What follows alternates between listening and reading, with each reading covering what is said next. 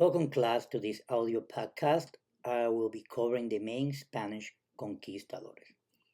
The Spanish exploration of the New World was led by Cristobal Colon, or Christopher Columbus, and Juan Ponce de Leon, who invaded and colonized great parts of what would become South, Central, and North America. Then, in August 1492, Cristobal Colon sailed west with his own famous ships, La Niña, La Pinta, and La Santa Maria. And after 10 weeks, he landed in an island in the Bahamas, and he named it San Salvador. Thinking he had found islands near Japan, he sailed on until he reached Cuba, which he thought was mainland China, and later Haiti. Columbus went back to Spain with many products unknown to Europe, like coconuts, tobacco, sweet corn, potato, and with tales of dark skinned native people who he called Indians, because he assumed he had been sailing in the Indian Ocean. Columbus' discovery opened a floodgate of Spanish exploration, inspired by tales of cities of gold and native people easy to control. Spanish explorers were relentless in their quest for land and gold. Hernán Cortés arrived on the Española in 1504 and participated in the conquest of the island at that time. Cortés then led the exploration of the Yucatan Peninsula, hoping of getting the glory that he got. By 1519, we know that Cortés entered the city of Tenochtitlan, which is the capital of the Aztec Mexica Empire.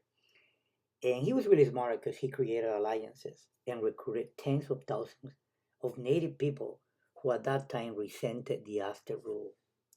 In the summer of 1521, Cortés took Tenochtitlan for Spain and he renamed it Mexico City. The Spanish also brought smallpox, which took a heavy toll on the people in Tenochtitlan. Illness played a much greater role in the city's downfall than violence. A lot of the Aztecs, when they were fighting against the Spanish, they were already infected with the smallpox. So think about fighting with fever and your body aching. So Cortés was lucky that diseases took a huge toll on the Aztec warriors. Also, Aztec superstition played an important role in the conquest of the Aztec Empire. The indigenous thought that Cortés was the Aztec god Quetzalcoatl, and according to the myth, he was coming back to take over Tenochtitlan. Another important fact is that Cortés was also aided by a Nahua woman called Malintzin, who became Cortés' interpreter. They have a child together, baptized as Marin. He then symbolizes the first mestizo child of the New World. Let's talk about Álvaro Núñez Cabeza de Vaca expedition, that it was led by Pánfilo de Narváez.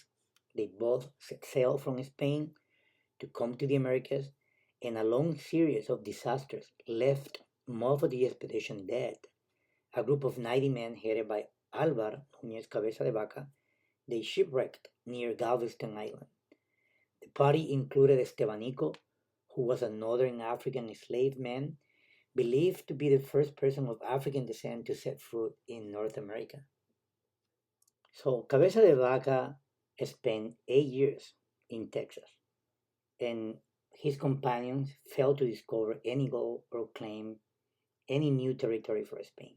As a matter of fact, there was only 3 people who survived. They traveled from tribe to tribe, and Cabeza de Vaca writes a fascinating book called Crónicas de Álvaro Núñez Cabeza de Vaca, Chronicles of Álvaro Núñez Cabeza de Vaca, and the book becomes kind of like a bestseller in Europe.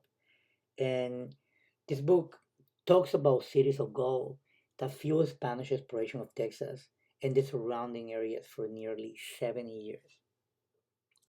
Our next conquistador is Francisco Vázquez de Coronado.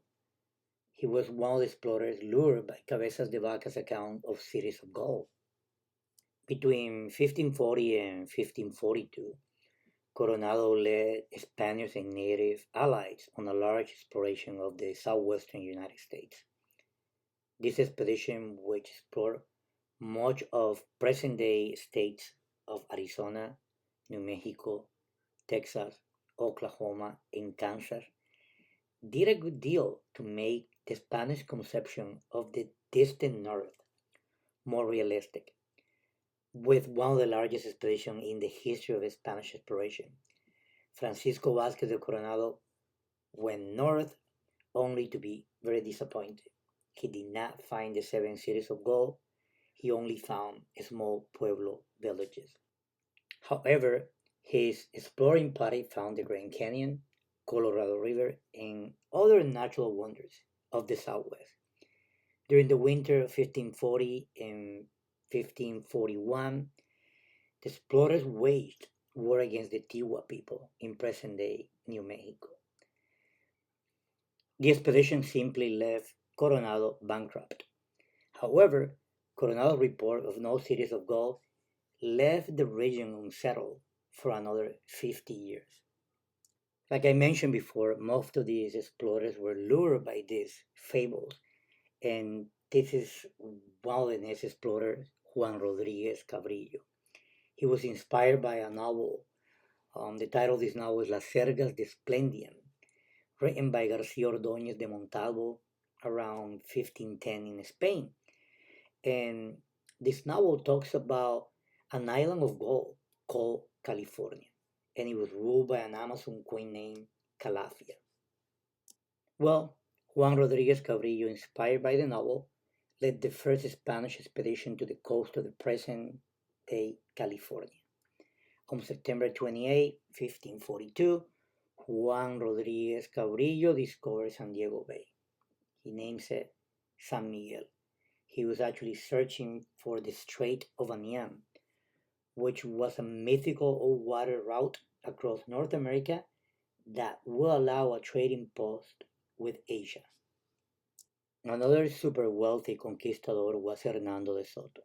He was very ruthless. He had participated in Pizarro's conquest of the Inca, and from 1539 to 1542, he led his own expeditions to what is today the deep south of the U.S., present day Florida, Georgia, the Carolinas, Tennessee, Alabama, Mississippi, Arkansas, and Louisiana. So he covered most of the South. He, I'm going to do this in quote, discovered the Mississippi River.